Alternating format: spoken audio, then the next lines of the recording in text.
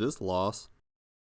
It's no secret that the internet can be a pretty garbage place, but sometimes we're just little guys out here having fun, playing innocent pranks on each other. I'm sure you or someone you know has been rickrolled, stick-bugged, or reminded that they just lost the game, but there's one online comics meme that joined their ranks that morphed and transformed into some of the most abstract symbolism this side of Edgar Allan Poe. I'm talking about the Lost comic, from the Tim Buckley video game webcomic CTRL+ALT+DEL. But seeing the comic out of context, you probably think, why? Why, of all things, is this silent, somber comic the subject of gotcha pranks? To answer that, we need to talk about gaming culture and the nature of video game comics in the 2000s. Yeah, the Lost meme is one of those internet trends where you need about 6 layers of media literacy to get the joke. And if you ever ask why it's funny and someone explains it, well, does explaining a joke ever make it funny? Wait, I'm explaining the joke. Oh god, have I become the new behind the meme? Honestly, I just wanted to see if the all-shocking and out-of-left-field Lost comic was really as sudden as everyone claims, or if the warning signs were there all along, and this funny haha comic was destined for something like this. Welcome to Zombie Comics. I cover everything webcomics, indie artists, the history of webcomics, and more, and we broke 1,000 subscribers.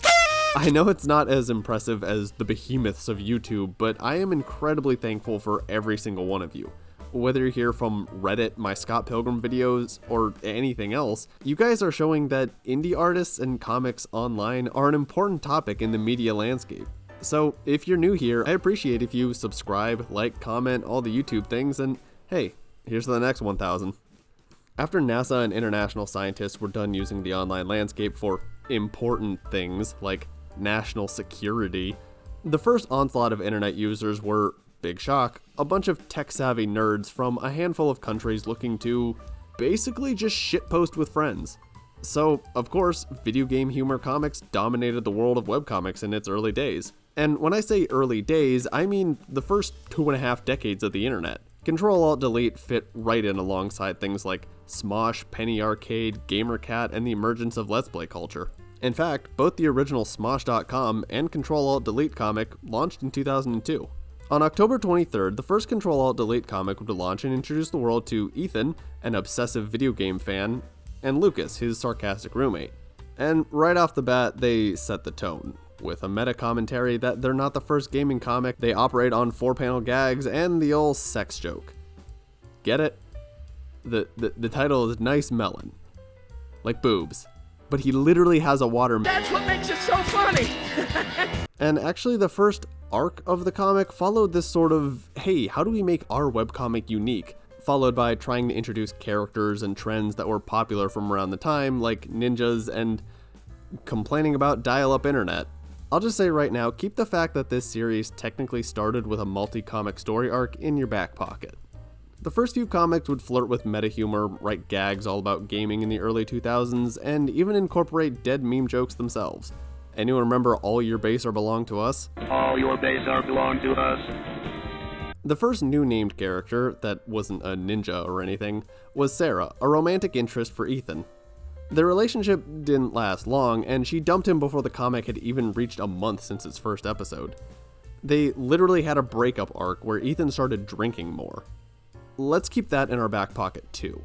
Ethan and Lucas would get a third roommate, Scott, with his pet penguin Ted in December, but as 2002 turned into 2003, we would meet an important figure to this story on January 14th, gamer girl Lila.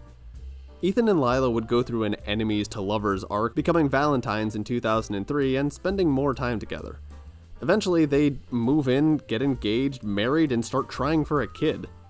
If this sounds like an odd direction for a gaming webcomic, then you're not alone. Plenty of fans were skeptical about the direction the series was going, and then on June 2nd, 2008, the Lost comic was the straw that broke the camel's back.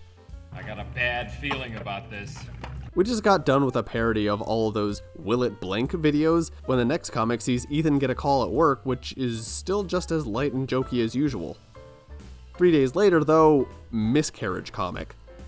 Why? Can you understand the tonal whiplash people got? The Lost comic has zero dialogue, only consisting of 4 panels where Ethan enters, talks to the secretary, talks to a doctor, before arriving at the hospital room where Lila is crying on a hospital bed. The abrupt, and I do mean abrupt, tonal shift was not received very well.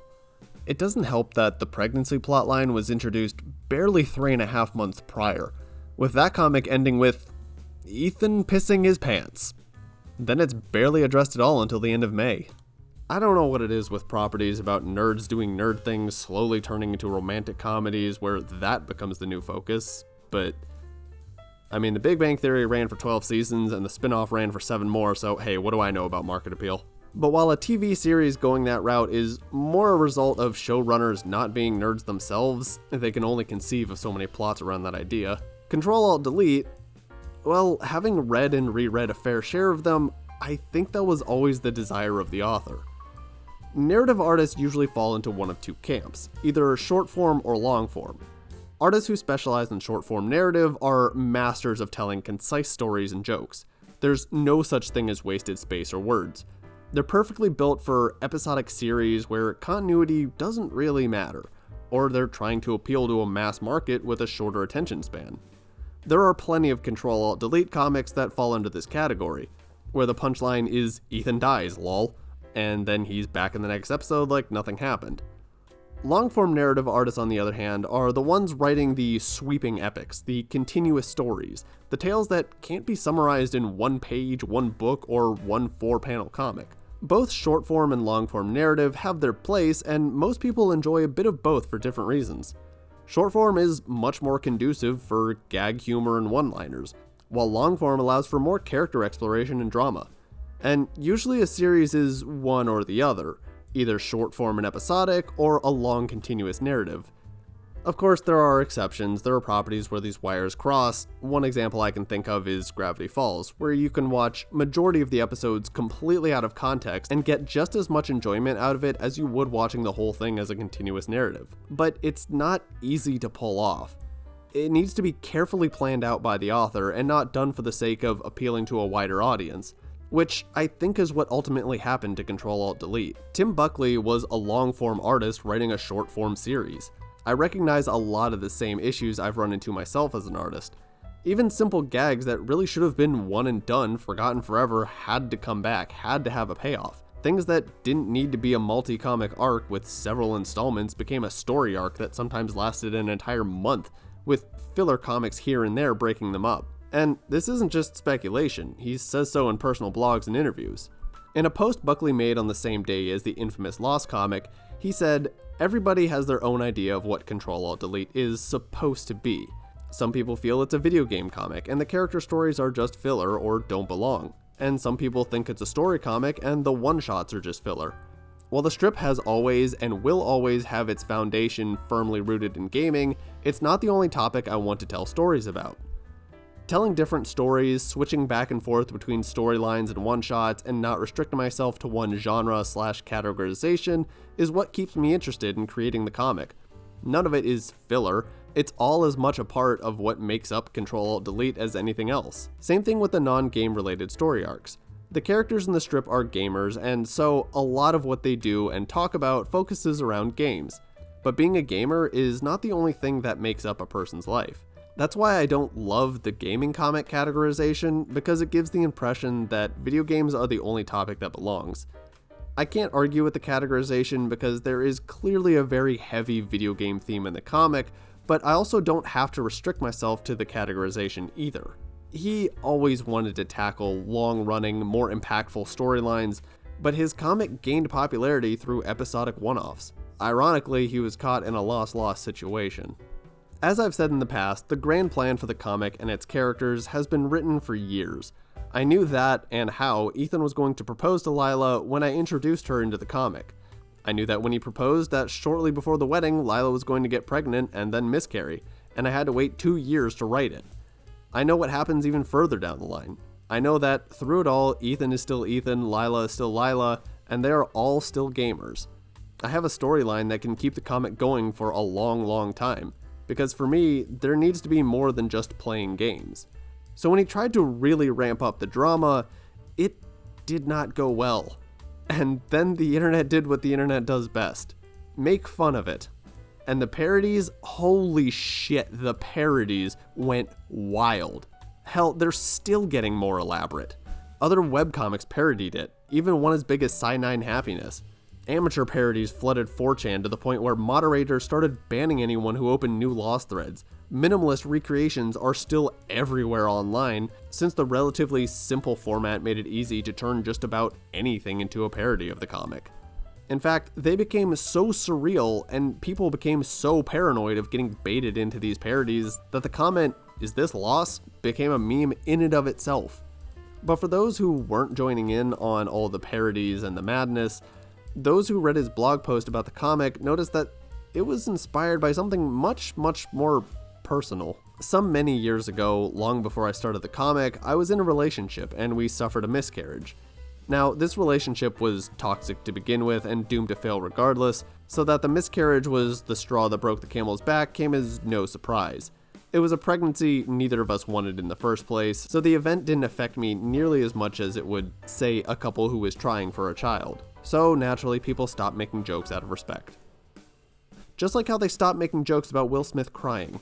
And the comics that followed Lost didn't really make things much better. They've been criticized for focusing on Ethan's reaction to the whole thing while giving Lila too little agency. It's led to people calling it an example of fridging, a phenomenon where female characters are killed off or endure cruel hardships purely for a male character's growth or motivation. As for Tim Buckley, his feelings on the whole thing have fluctuated over the years. Anger, frustration. In a 2015 interview with Select All, he said that he miscalculated his demographics' ability/willingness to approach such a sensitive subject matter. But as the years have gone on, he kinda embraced the joke. This led to his own parody of Lost titled Found, which replaced the original comic on June 2nd, 2018, 10 years after the original. The only difference was that it ends with Ethan smirking at the viewer, a way of Buckley slyly going, "Hey, I can do it too." And really, that's about all you can do. When it comes to the internet, the more you dig your heels in, the more you try to do damage control, the harder everyone laughs and clowns on you, regardless of the subject matter. Julia Alexander from Polygon wrote that Found is Buckley's way of dealing with a lack of ownership over what his comic has become. There is something unnervingly macabre about the internet's giddy response to a mock miscarriage, turning and twisting the joke until it's completely divorced from the original intention, but it's not unusual. Once something is posted online, there isn't much an artist can do to reclaim their creations as their own. And Alexander is right. This is anything but unusual. Look at the whole mess with Matt Fury's Pepe the Frog getting branded as a hate symbol, or Gregzilla's Knuckles animation turning into Ugandan Knuckles. Ugandan Knuckles, Pepe the Frog, and Lost all have one thing in common, Alexander said. The creator's art was morphed into something they had no control over. They can either buy into the meme, or they can effectively try to kill it over and over again. Either way, the result is the same. People are still gonna make jokes, and the artist has to come to terms with losing any ownership they assumed came with their creations. After all of this analysis and backstory, what is my conclusion? It was a miscarriage plotline in a gaming webcomic. It's not that deep. The author wanted to do more long-form and dramatic work, but his most successful was this gag gaming comic, so he used that. But it's just not the right medium for a story like this, largely resulting in why it fell flat. And to the internet, when something falls flat, it falls hilariously flat. Loss still shows up in the most unexpected places. I mean, even when I was working on my video about the insane and unplanned 2023 R-Comics crossover event, I didn't even realize that this comic by user Quite Adept was literally just, well, you know. Anyway, you've been watching the Zombie Comics channel, and I'll catch you on the flip side. See ya!